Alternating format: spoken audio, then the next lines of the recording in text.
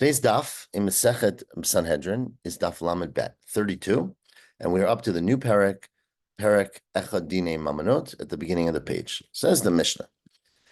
We've been discussing before how you do judge, right? Judgment, how you decide who's innocent, who's guilty, who the witnesses are, all of the questions, who picks them. Now we discuss some of the mechanics. Says the Mishnah, Echad Dine Mamanot, both monetary issues, the Echad Dine Fashot, and issues that have to do with life and death, so capital cases, b'drisha v'chakira. The judges have to look into it, investigate it, and try to find out, all the holes in the case and all the details.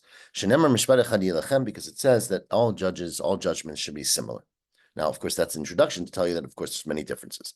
Not bein dinei mamonot and dinei nefashot. How are the mechanics different between dinei mamonot and dinei nefashot? Well, dinei mamonot b'shlosha. First of all, we know you have 3 judges.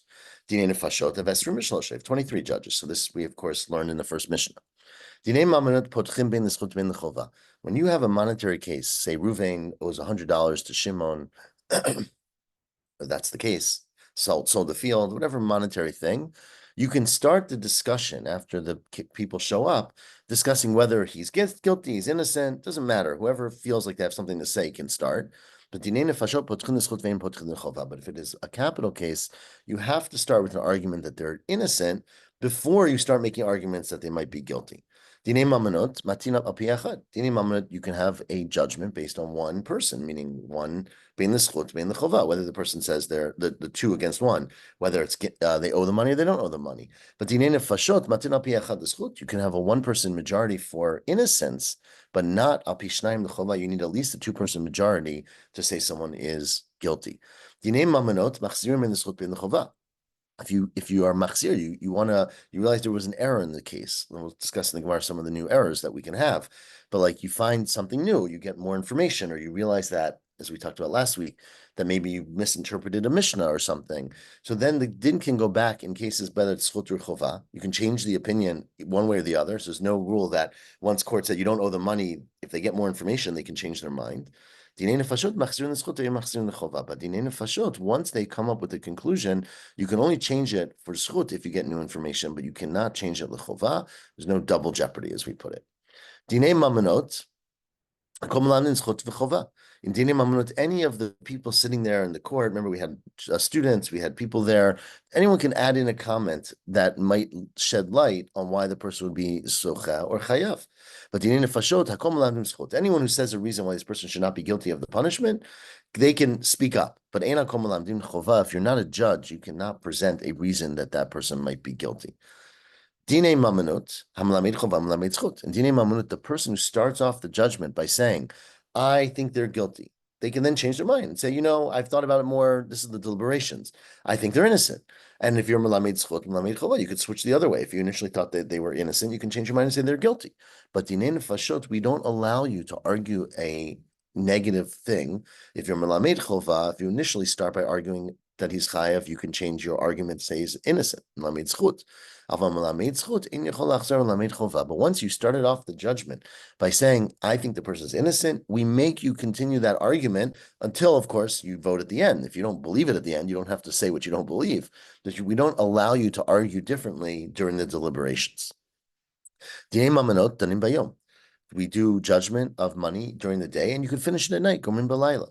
But dinei nefashot danim bayom, gomin bayom. Dinei nefashot have to be finished during the day. And furthermore, the next halacha is dinei mamonot gomin bo bayom. Dinei mamonot you can finish on the same day that you started, but dinei nefashot you cannot finish on the same day. Where am I? The first wide line. Dinei nefashot gomin bo bayom. Sorry, where am I? Here. Dinei mamonot, the first wide line. Gomrim bo bayom. You finish the same day you start, whether it's chut or l'chova. I mean, you can start the case and finish the case in 1 hour if you have all the arguments.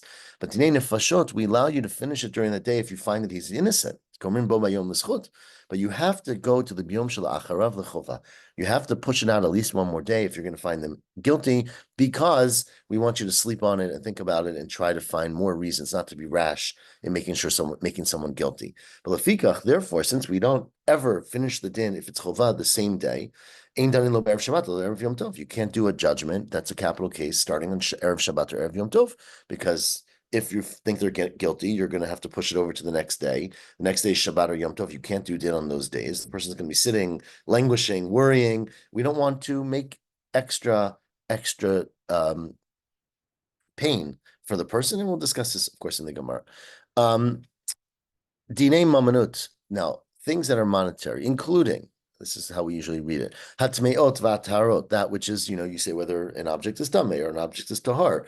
Matchilim and agantol, those kind of things, you start with the greatest person, they get the first right to have an opinion, that's covered. But dinei nefashot, matchilim and atzad, dinei nefashot, we start on the side, and the side usually means the lowest, not the kitanim, as Rashi puts it, because we don't want to have an argument from the greatest person, and then other people are going to be careful, they're not going to want to speak. Right? They're not going to argue. And so you won't really get a mix of opinions. So you start from the least respected so that every person feels comfortable speaking after that person. Finally, everyone is kosher to do dinei mamunot if they have the knowledge, like we talked about before. But for dinei fashot, it's not enough just to be an expert. You need to be el kohanim, Leviim, you have to be a Kohen or a Levi, or Yisraelim hamisiin l'kuna, you have to be a Yisrael who is allowed to marry the Kohen, meaning they have yichus, they have proof of who their family is from, and they are miyuchas, so they can marry into the Kohanim. Says the Gemara, Dinei Mamanut, the Mishnah said you need Drisha v'Chakira. Says the Gemara, is that really true? Dinei Mamanut, Mibinan Drisha v'Chakira. Now, just to be clear, Drisha v'Chakira is sort of extra investigation into some of the details of what's happening. It's not questioning the witnesses, right? Everyone agrees that you always look at the witnesses and say, are they lying or not? Are they trustworthy? Are they giving consistent information? Are they people we know? But do you have to go further than that? Do you ask more detailed questions and try to, get really, really deep into the case?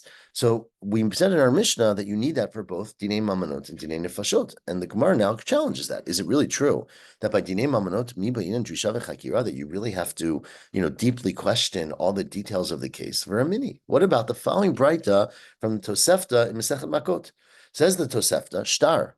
You come out with a document. It says in the document, on the first day of Nisan, Ruvain borrowed money from Levi, or Shimon, let's say, but it's Bishmita. The first day of Nisan is Shemitah. We'll see why that detail is very important in a minute.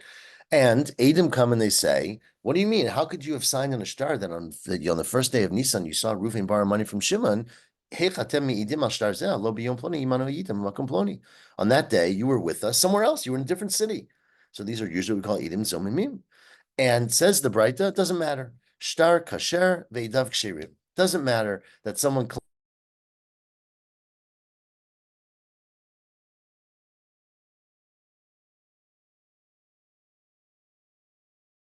assumption, Shema icharu v'kitvu, that maybe they wrote the shtar on a later date. They didn't actually see the loan happen on the first day of Nisan.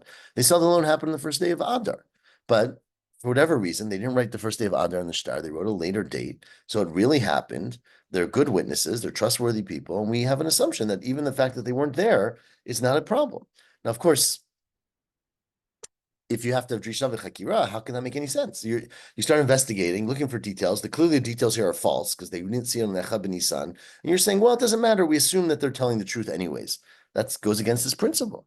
This is where you're right. It's a good question, but why did you ask a question from the Tosefta and Makot? What about the Mishnah that we've quoted many, many times before? The Tamech, right? Why don't you ask a question from the Mishnah? It's the Mishnah in Shviat, but we've quoted it so many times that says, Shtarei chov hamuktamim psulim. If you write a document that says Reuven borrowed money from Shimon, but you predate it, that's a puzzle document because anyone who bought a field, right? Reuven borrowed $1,000 from Shimon. If you write the first day of Shvat, when it really happened the first day of Adar, then anyone who bought a field from him after the first day of Shvat will steal that field. They'll take it away, and that's inappropriate. But if it's mucharim ksherim, but if the loan happened on the first day of Adar and you wrote in the shtar the first day of Nisan, that's fine as long as the lender's okay with that. Because all he's doing is hurting himself. He's saying basically, I'm giving you a 1 month free where anything you sold, I'm not going to collect from. But it's kosher. So why didn't you ask that question? If our mission is really true that by dinei mamonot you need drisha v'chakira, mucharina ma'ik sherim, why is the shtar muchar kosher? It's not accurate. And if everything has to be very accurate, how can it be kosher? Says that we didn't ask. So your question is, why don't we ask a question from the Mishnah? Hello, Kasha. That's not a problem. We're asking a better question from the Braita in the Tosefta. That case where wasn't a regular shtar, it was Echad Nisan b'Shmita. You wrote that you're lending money in Shemitah, which is very unlikely. People don't usually lend money in Shemitah because at the end of Shemitah, your loans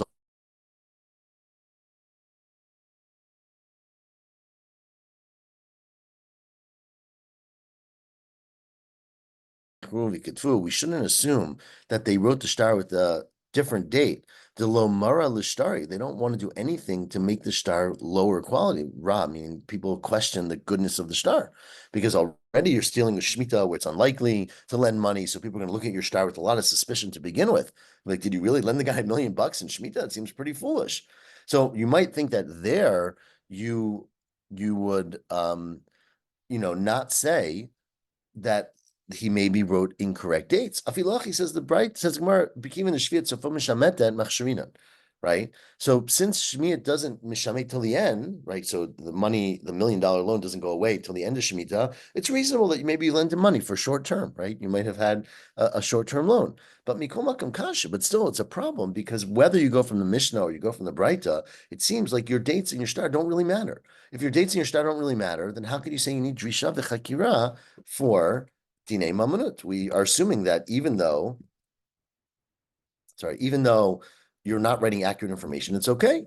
So how do you explain that? Says the Gemara, well, Amar Rabbi Chanina, are we 4 lines in the bottom or something? 3 lines in the bottom. Says Rabbi Chanina, you know what? Dvar Torah, the truth is that Min HaTorah, Echad Dinei Mamanut. Sorry. Lost my place here. Min Torah, echad dinei mamonot v'echad dinei nefashot drisha v'chakira. Shenemar mishpat echad yalachem, which is the halacha of our Mishnah. But the truth is that we changed the law. Matam amru. What's the reason that the rabbis changed the halacha and they said dinei mamonot lo bein drisha v'chakira? That in fact, when you have money, you don't need to drisha v'chakira. You don't have to investigate and cross all your T's, dot all your I's, and get everything correct. So that we don't ruin the commerce, the market. So we don't close the door in front of borrowers. Because if it turns out that whenever I write a star, you're going to go to court and you can take me to legal proceedings and drag a cup and make me have every detail accurate, you'll end up throwing out a lot of things, right? Which is what lawyers can sometimes do. And then people are not going to want to lend money. So you have to make it easier to collect. And they got rid of some of the principles of what you needed to do. Says, well, if that's true, if it's true that they removed some of the responsibilities to look into it, maybe if the judges make a mistake, they shouldn't have to pay, right? Usually if a judge makes a mistake, they have to pay, but basically you're said to a judge the case, but you can't really look into it too deeply. And then he made a mistake and you're saying, well, you got to pay. And his claim to you is, you didn't let me look into it. Says, well, you're right. It is a little hard to be a judge, but kol shekain, if you say that the judges don't have to pay, then no one will borrow money because they'll say the judges are just going to decide. They have no accountability, no responsibility. And so in order to make it that there's a good commerce and people trust the system, we had to make this rule that you don't actually need to do drisha v'chakira by dinei mamonot. That's the first answer. Rava says a second answer. Masnitin dahacha b'dinei knasot. There's differences. There's our mission is talking about money, but it's money of knas, where a person does something inappropriate and you knas them. And that's where you need drisha v'chakira. But the other mishnayot in Breita, which says you don't, is hodot v'halvot. There the rules are much stricter, much laxer, much looser, that you don't need to have drisha v'chakira. Rav Papa says, I think both our Mishnah and which says you do need drisha v'chakira, and the other Mishnah which makes it sound like you don't because you can have the wrong day in the star are by halda v'halva. Kan, but our Mishnah is bedin mirumeh. Our Mishnah is a case where there's a din that's mirumeh. Mirumeh means it's a trickery. It seems to be, it seems that people are lying. So there you have to start looking into it very deeply. But Khan, in a regular case, a standard case, you don't have to look into it so deeply. So if there's nothing on the surface of it that seems to make questions, then you don't have to look into it too deeply. In fact, this supports a statement of Reish Lakish to Reish Lakish from Rami. Reish Lakish asked a contradiction. It says in one pasuk, "Ktiv b'tzedek tishbor amitecha." You should judge people b'tzedek, which makes it sound like you've got to do the right thing.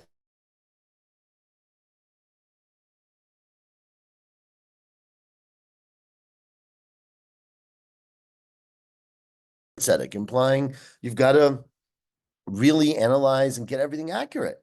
So haketza, what do you need, 1 tzedek or 2 tzedeks? Says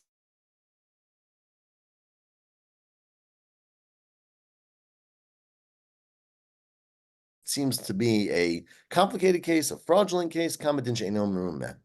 That's the third answer. Rav Ashi says I have a fourth answer. Matnitzin kiddushanin, right? The truth is that well, actually, this is sorry. Rav Ashi is not giving a fourth answer. Rav Ashi is trying to explain the psukim. Rav Ashi says that our Mishnah, the answer is like Tidshanim means like we answered already. We already gave several answers, right? We had a bunch of them. But the psukim, one says tzedek, one says tzedek. The kroy, the psukim, the way I resolve that is echad adin, echad pshara. One is telling you that sometimes it's a good idea to judge someone, and sometimes it's a good idea to find a compromise. If you're really judging them hard, you got to do the truth. But if you compromise, obviously everyone loses and wins, and everyone gets something that makes them happy. Keditanya, as the brightest says it clearly, tzedek tzedek tirdof. What does the pasuk mean when it says tzedek tzedek tirdof? Echad adin echad pshara. Ketzad. How do you explain what pshara is? We're going to see in a second. A regular case, right? Let's say you're a mediator. There are shtei sfinot. You have two boats, right, on the high seas. And they're coming, and I guess there's one lock, right? You're going to the Panama Canal, and you have to get past it, right? So they can't get past each other. So if they both go at the same time, they're going to sink. Tovot. If they go zach or zaf, they take turns. One goes first, then the other, or they go the other what direction. Then shteim ovrot, they can both pass. So someone's got to make a compromise. Someone's got to go first, right? Or shtei gmalim. So you have two camels on a narrow mountain road, right? Shaya olin b'malot beit choret, where you only one animal can pass at a time. If they both try to go, they're going to fall off the side. If they do it in order, they're going to go up. So okay, so what do you do? Well, you've got to think about which one should have priority. So let's say one camel or one boat is carrying a load. So it's got to get there. The other one is she'ino tuna. The other one's empty. It's on the way back. So then it makes sense.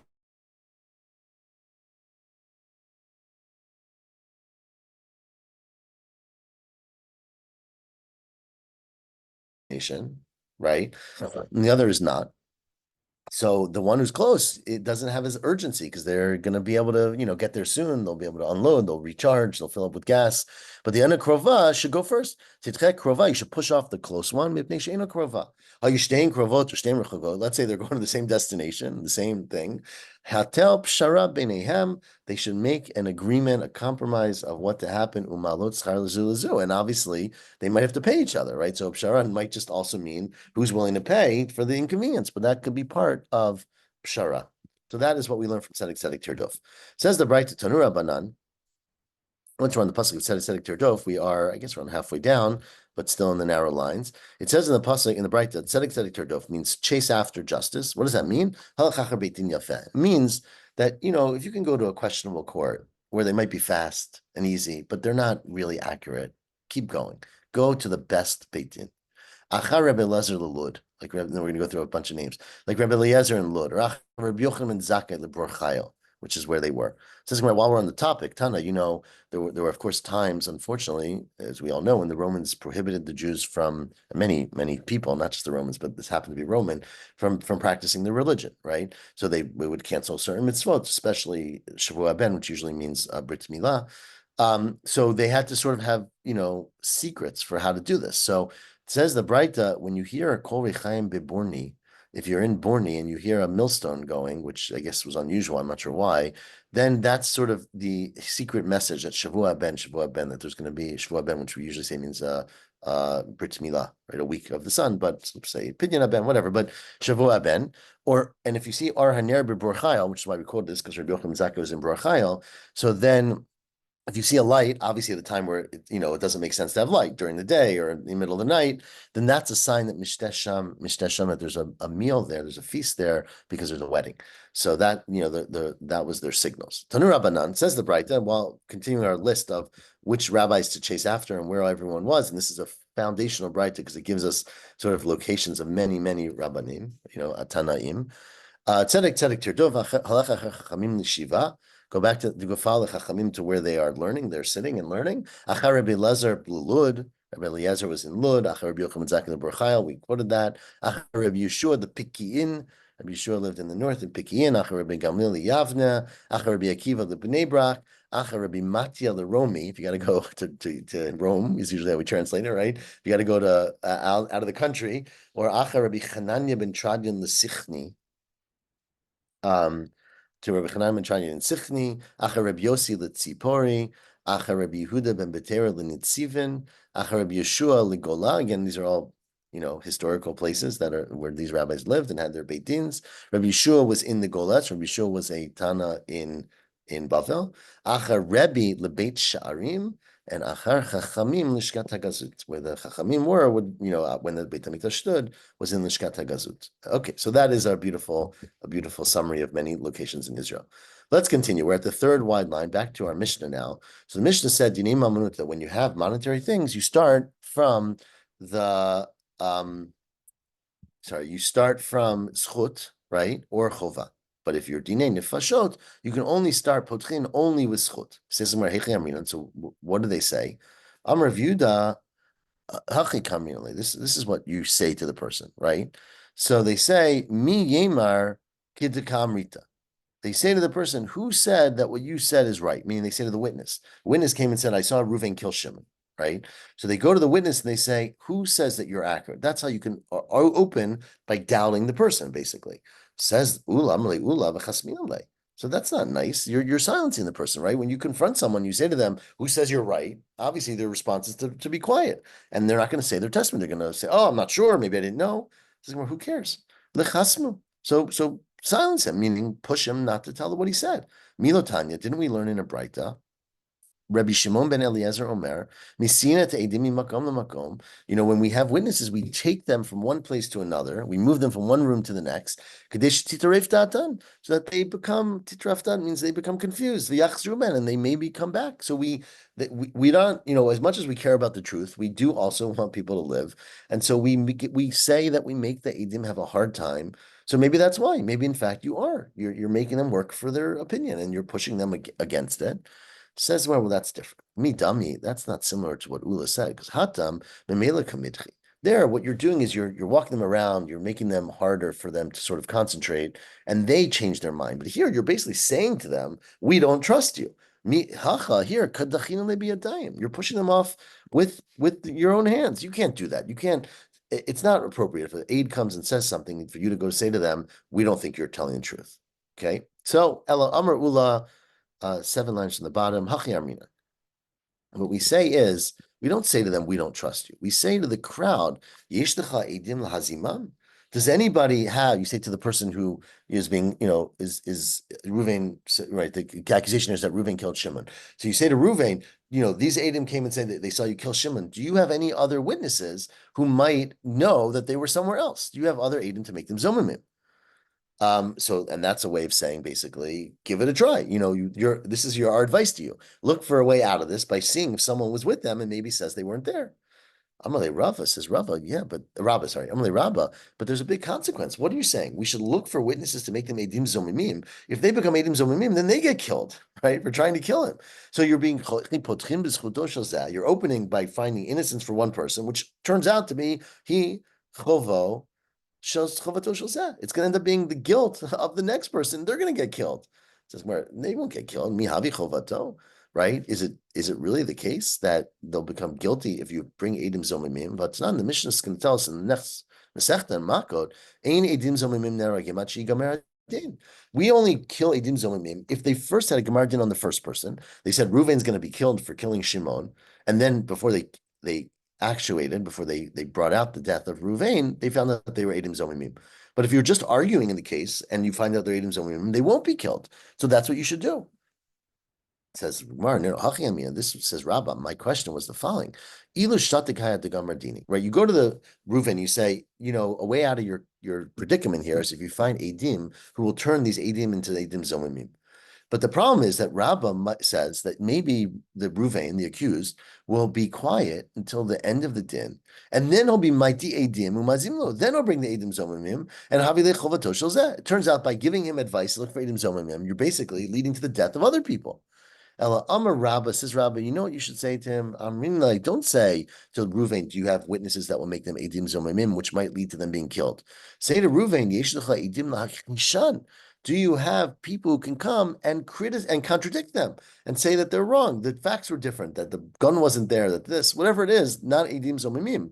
Because remember, if you have edim makhishim, they sort of cancel each other out and they don't end up, no one's getting killed. Rav Kahana says, what you do is the way you start is you say, "Midivrechem nizdakeh ploni." They say, it seems to us, not that from your words, meaning the words of the witnesses, that we're going to end up finding him innocent, right? And then they start arguing it, they start discussing it. But basically what they're saying is that they make a statement that, before we start, let's see, it seems at the beginning that he's innocent, which is a way to start by changing the mood of what you're going to conclude. Of course, then you debate it, and if you find him guilty, you're going to find him guilty. That's not, they don't say that at all. I mean, it's sort of moral support for the accused. You say to him, Ilo katalt lo tidcha. If you didn't kill anyone, don't worry about anything. Meaning, we're going to get to the truth of this. And if you didn't do it, you can be relaxed. Rav Ashi says, no, what we do actually is we make an announcement. Anyone who knows that he is, excuse me, has a zchut, come and tell it. So meaning we seek help for this guy outside, which is not quite the same as saying we make the other Edim into Edim Zomimim.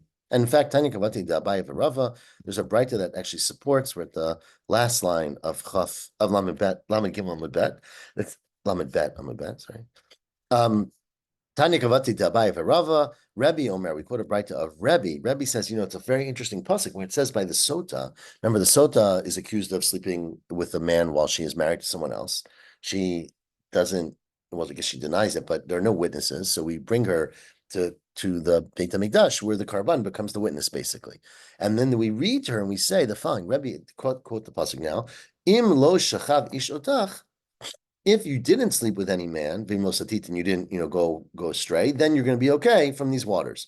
So you see that you start off by saying, if you didn't do it, it's going to be okay. And if you did do it, then you're going to get killed. So Mikan, what you see from here at the top of Daf Lamed Gimel is Shepotchim b'dinei nefashot chilal d'zchut. That when you talk about dinei nefashot, that's how you start.